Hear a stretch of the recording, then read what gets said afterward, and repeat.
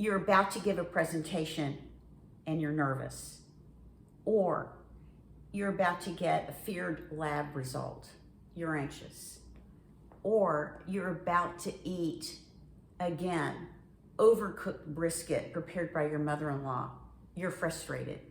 Stress, it's inevitable. Today's blog and this video blog is all about having stress resilience. And the blog itself is covering 3.5 ways to overcome and to rebound from stress.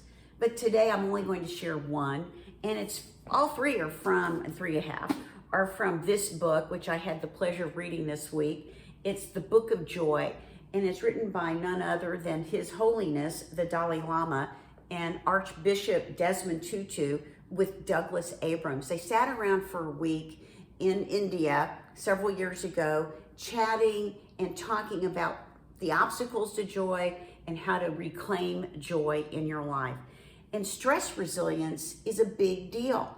And it's a big deal for you and all my clients. I have so many CEOs that come into our office, and all they want to work on is how to overcome fear and anxiety so that they can preside over their board of directors or give virtual presentations today.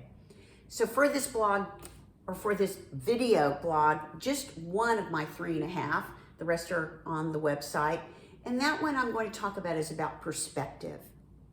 And what they talk about is to reframe, have a wider view of the situation.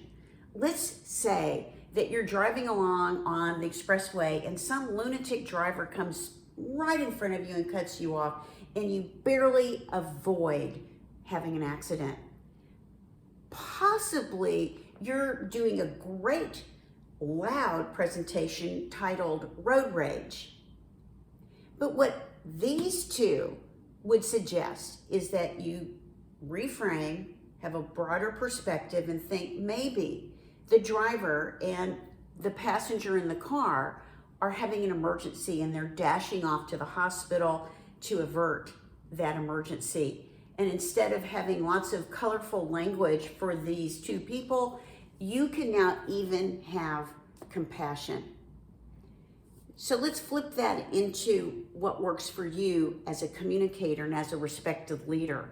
What this means is that if you are nervous about giving a presentation, that you have a broader perspective, you sit back and you reframe, and instead of thinking about how anxious you are, you can think to yourself, I'm excited. I'm about to give information. Think about it this way. I'm going to give this information to a good friend, and it's good stuff that will have a positive outcome for that person. And then you can have stress resilience. Okay, you can find the rest of these other 2.5 tips on our website, which is at speakforyourself.com.